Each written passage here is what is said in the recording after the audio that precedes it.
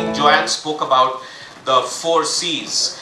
I think the idea of critical thinking, communication, collaboration, and creativity is a great way to capture what I mean as well. I think the problems of our world have become much more complex from what they were 20, 30, 40, 50 years ago, when most of the educational institutions today were focused on scientific advancement and progress and economic progress. Today, particularly in countries like India, I think not only is education supposed to create people who can find jobs, but also solve for some of the biggest problems that humanity is facing, whether it is with poverty or whether it is with food or whether it is with climate. And I think, therefore, we in India have the opportunity to build a system that actually takes care of not only providing jobs to people, but also solving some of humanity's problems. What will this take? And again, now I'm going to get into a little bit of a laundry list, but there's nothing new about this, so I'm going to spend only a quick a minute on this, because lots has been written about this, and for me to repeat it again and say, let's do X, Y, Z, will again be repetitive, but I'll quickly tell you what I see as the main things to do. Number one, I think the vision that we talked about. I was interesting to see Joanne's slide where she talks about, you know, the targets and the goals being set right across the board. I think right from our Prime Minister to our Education Minister to our UGC Chairman to our Vice Chancellors to our entire education system, we need to take pride and recognize that we can actually build towards something that we aspire for rather than keep looking behind. You know, one simple thing that I find very interesting is that we talk so much about our Governor of the Reserve Bank. We talk about his qualities, we talk about how great he looks, and so on and so forth. We are almost obsessed with him. He's on the cover of the newspapers every day. Why don't we talk about the chairman of the UGC in that manner? Why don't we consider him to be also somebody who's actually going to take India forward? I think that's the obsession we need to have with education. So I think we need a unified vision for where we want to take this country, not in terms of just its economic growth, but where we're taking it in terms of education. I think we need a differentiated university system, and these ideas are not new. What this really means is that it's important that we have some sort of a layered system where we have research universities that do the work around true scholarly and academic and innovation and creativity and generating knowledge. We have a large number of universities that power us from an economic standpoint. So you have trained engineers, scientists, and so on who feed into the areas where the economy needs people. And then you have a large group of people, group of universities and colleges that provide basic education that meets a social need and the public good that the state should provide. These are again models that exist everywhere in the world. I'm not talking about anything new, but somehow in India we believe that everybody should do research, every faculty member should be evaluated for research, everybody should get funding, and I think that model doesn't really work, because the truth is that we end up with very poor quality. I think our biggest challenge is finding faculty. And I think if you look at the numbers, we need 1 million faculty members over the next 5 to 10 years, however you estimate it. It is just not going to happen. Humanity has never created 1 million faculty members, and I'm just talking about higher education. So I think all of us have to go and teach. We need a national mission on teaching. There is no reason why each one of us sitting in this room cannot give 3 hours to go and teach in a college. And that's the kind of thing. We need like conscription like we used to have in the army. Because that's the level of crisis we faced on the teaching side. I think again Joanne talked about the learner-centric pedagogy at the school level. I think we need it at the college level. I can tell you that at Ashoka University, where we've just given students the flexibility to choose their majors after 1.5 years of study, it makes such a huge difference. You'll be surprised to know how many people actually switch from what they wanted to study to what they want to actually study because they discover it in the first 2 years of college.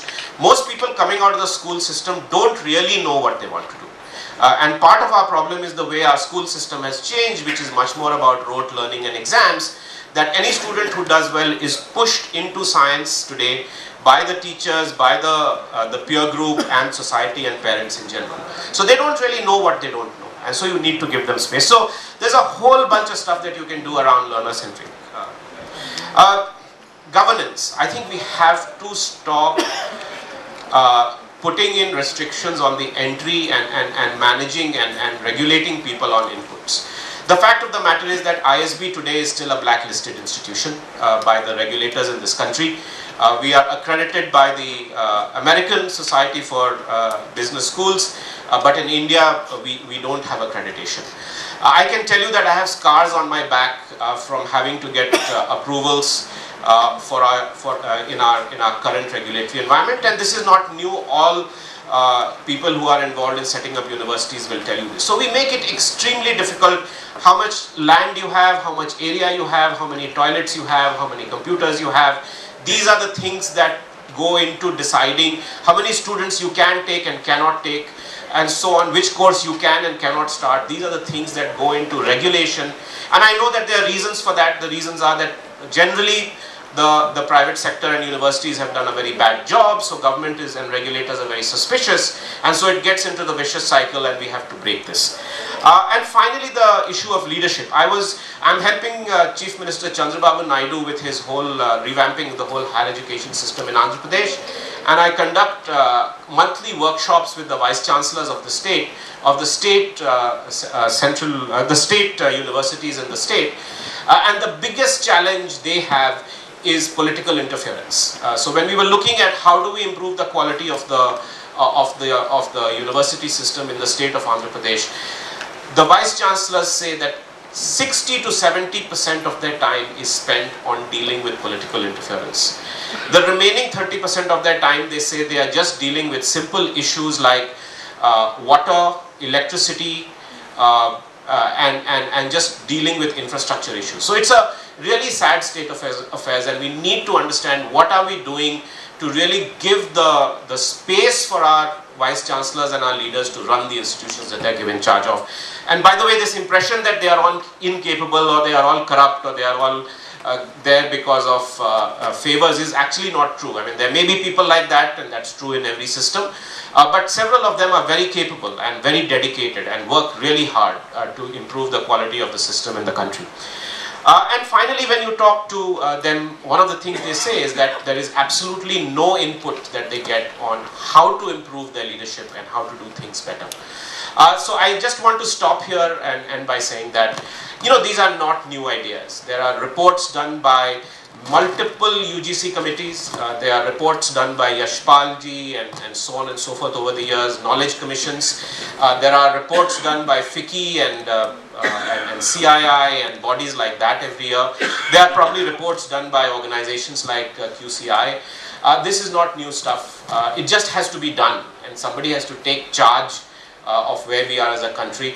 And you can only do that from a motivation of what is possible, and not look at it from the point of view of solving for our existing problems. Thank you very much. I represent a sector which my other colleagues have not yet touched upon, which is the public school system of this country, which we know more as the government school system of this country.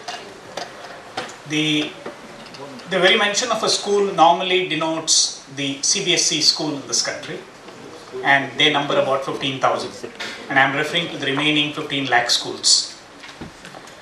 When we set out doing this way back in 1947, it was a very achievable dream. We had about 36 crore people, we had about 18% literacy, and so therefore we put it into our constitution that we can actually go about creating universal access to education.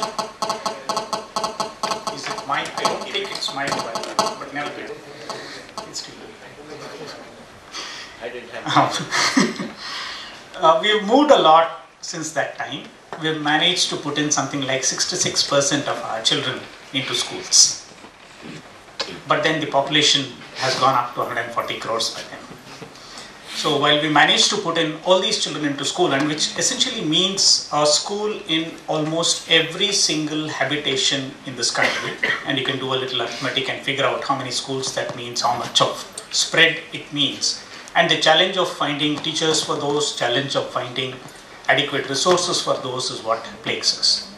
Nevertheless, ever since I heard of the QCI, I started addressing myself to an issue which I would like to share with you, of if at all it is possible to apply some quality benchmarks to this, if at all it is possible to codify something, to figure out whether we can help the people who are running these schools to aspire for certain levels of performance. One of the greatest issues that we have with this is that the quality models typically do not come out of a human beings sector. If I can remove the teachers, the students, and the instructional process from the school, everything else can be managed very well. I can think of school buses, I can think of timetables, I can think of various other infrastructural elements and solve this issue. So the major issue that I have is that perhaps these three elements that I mentioned to you don't lend themselves so easily to quality considerations. And I'm hoping that together we will be able to at least address ourselves to, is it at all possible for us to think in terms of quality? Now, if and when any of us get inspired adequately to go and look up the school system and figure out if some quality measures can be implemented, and I dare say that the government, the nation has dreamt of this. The Right to Education Act is not addressing only access, it is not addressing only equity, it is indeed accessing quality.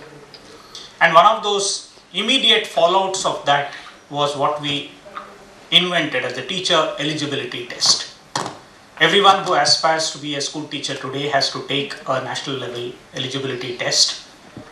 And unfortunately for us, it's literally blew the whole system's glibness about what we were doing in education. Less than 10% of the people pass this examination. And we are talking of graduates, we are talking of people who have done a graduation plus a B.Ed degree, an education degree. And at the end of it, something like an 8th standard, 9th standard level test is what all these people manage to fail. So how would I even aspire to fill up my schools with adequate number of teachers to deal with the children? Now, one of those things that the Indian school system has worked out as a solution for this problem is the creation of a universal textbook. Now, my argument is that the textbook perhaps is doing exactly the opposite of what it was intended to do. When we bring in a textbook, we believe that we will be able to set some kind of a uniformity in the instructional process that's going to roll out in the schools, that the same topics are going to be studied, the same amount of time is going to be invested on each of those chapters, that perhaps the same examples, the same pictures, the same everything else is going to happen in those classrooms. Now, within this uniformity comes in the fact that we believe that all children are equal, all children have equal capabilities, equal ability to absorb this material, and one of those first things that falls flat there is that this textbook becomes inaccessible. But more importantly, because of the process through which we have been generating teachers in this country, the teachers tend to hold on to this textbook as a crutch. It's extremely easy for a teacher to get away with the fact that, look, I have finished teaching that textbook. So no more is a mathematics teacher teaching mathematics in the class, no more is an English teacher teaching English in her class. They are teaching the textbook which is prescribed. And so covering the pages of those books becomes the central task that the teacher tends to perform. Added to this is a large number of well-educated parents who come and sort of hound the school system. They demand that nothing will be out of the syllabus. They will demand that all the examinations are fair and that they would have the same kind of thing and that they would already know that this is what is going to be given for the test, given for the examination, this is what my child is going to learn and so on. We make it even worse for the teacher to perform in that situation. So if at all we are aspiring for something to do with establishing quality within the teaching learning process, we will have to get rid of the textbook. Now, if we get rid of the textbook, you can work out the consequences of what is it that is going to be taught in that class, what is it that this teacher knows, what